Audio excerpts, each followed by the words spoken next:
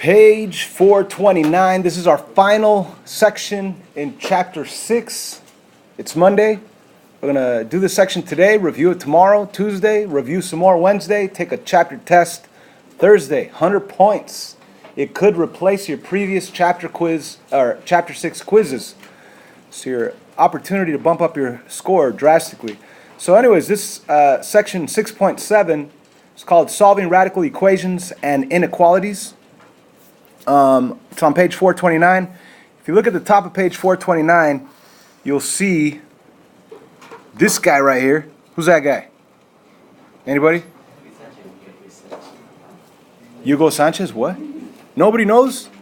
Here's a hint.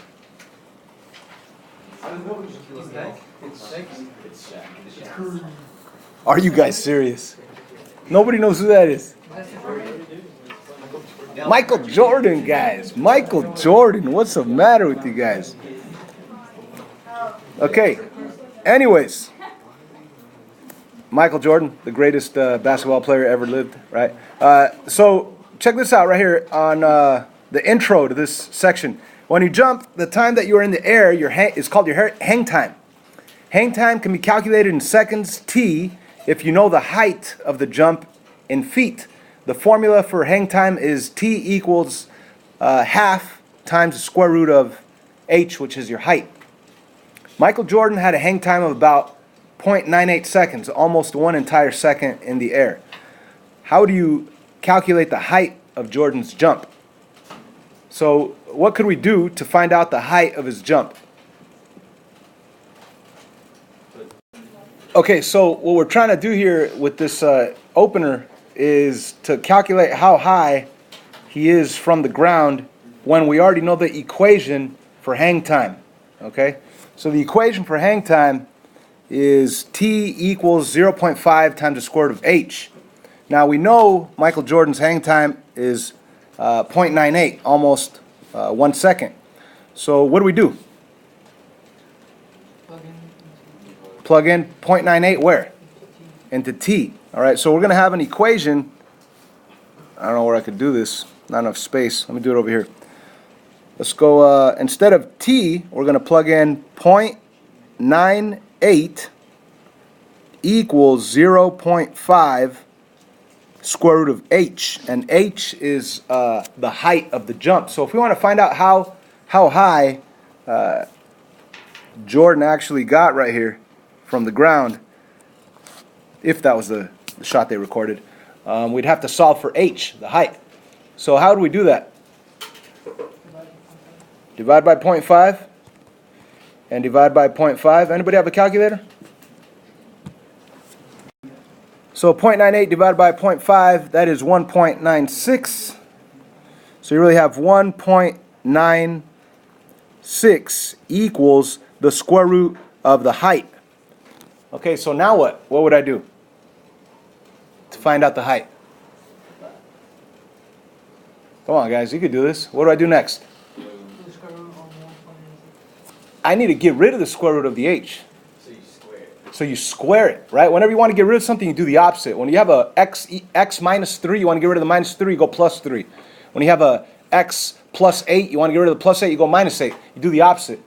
Right here you have a square root on the h. You don't want the square root, so you're going to have to square it to get rid of the square root. And what you do to one side, you have to do to the other side. So when you go 1.96 times itself, when you square it, on a calculator you get 3.84.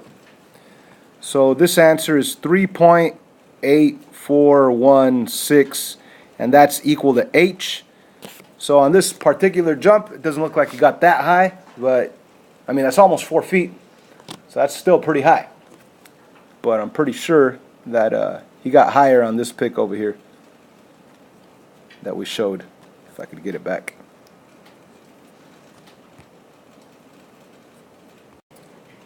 So that looks higher than the almost 4 feet. Anyhow, let's move on. So let's take a look at example 1 down here on this page from the book. It says solve each equation. So part A, we have the square root of x plus 2 and then plus 4 on the outside equals 7. So it's as simple as this. They get rid of if you want to get the x by itself, you first got to get rid of everything except for the radical.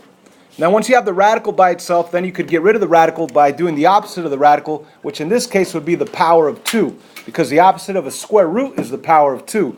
Now if this happens to be a third root, then you'd have to do the power of 3 on both sides. So it depends what root you have, or you could also think of it as a rational exponent to get rid of it. So anyways, they get rid of the 4 first by subtracting 4. Okay, and when you subtract 4 and subtract 4, you end up with the 3 that you see down here. You end up with the radical isolated. And of course, if you want to get rid of a square root, you're going to have to square both sides. So they square to the left side, they square the right side, and now they have a nice simple equation, x plus 2 equals 9, which your final step would be to subtract 2, so your final answer is x equals 7. You see, it's easy. Now, they want you to check it.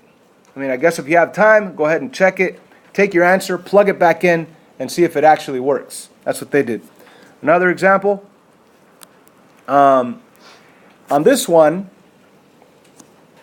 so you have square roots on both sides, and that could be a little bit more tricky. On the left side, you have a square root, and on the right side, you also have a square root. So you know to get rid of this square root, you're going to have to square it. So the very first thing would be to put in parentheses, square it, and what you do to one side, whatever you do to the left side, you have to do to the right side. Now because you have a number minus a root, that's like a binomial, so when you square it, you have to put it in parentheses with the square on the outside.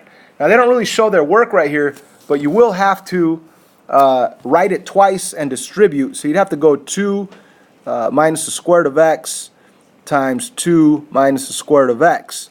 And when you distribute, you'll get 4. When you go 2 times 2, and then 2 times negative square root of x, that'll be negative 2 square root of x. Negative square root of x times 2 is another negative 2 square root of x. And negative square root of x times negative square root of x is positive square root of x squared, which takes you back to x. When you multiply a root with itself, it gets rid of the root. So your middle term will be negative 4 square root of x. You have a 4 in the front and a plus x at the end. So when you do that work, that's the trinomial that you get, and that's the trinomial that they show right here. So of course they write this twice, they do the distributive property, the combining like terms of the middle terms, and they end up with 4 minus 4 square root of x plus x. Now what we did was we got rid of one square root, we still need to get rid of this square root. So when you want to get rid of this square root, you have to isolate it first.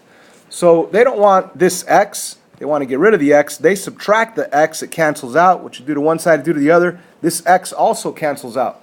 And then they also get rid of the 4 on this side. So they're going to subtract 4 and subtract 4. And that's how they get the minus 16 down here. Negative 12 minus 4 is minus 16. They bring down the negative 4 square root of x. There it is, negative 4 square root of x. For the final step, well, almost final step on isolating, they divide by negative 4, and that's why a negative 16 divided by a negative 4 is positive 4. No more negative 4 in front, it's just the square root of x. And to get rid of that square root of x, what do?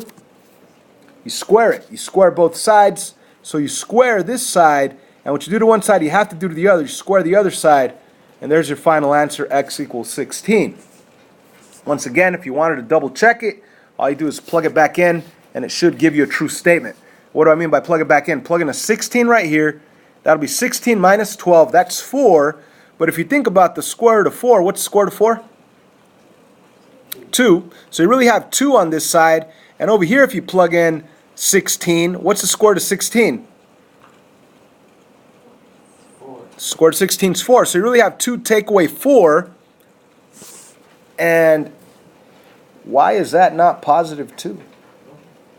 So you end up with 2 equals negative 2. That's strange. Because 2 doesn't equal negative 2. So what does that mean? Not true. That means that this has no solution. Maybe. So if you do turn this page, you'll see that this answer did not work. So x equals 16 is not, I mean, it's an answer, but this is what we call an extraneous solution. So that's what we call an extraneous solution. What is an extraneous solution? It's an extra answer that doesn't work. Okay, so just because you get an answer on a square root equation doesn't mean that you're done. You have to check it because it might be an extraneous solution, which would be an extra answer that doesn't work.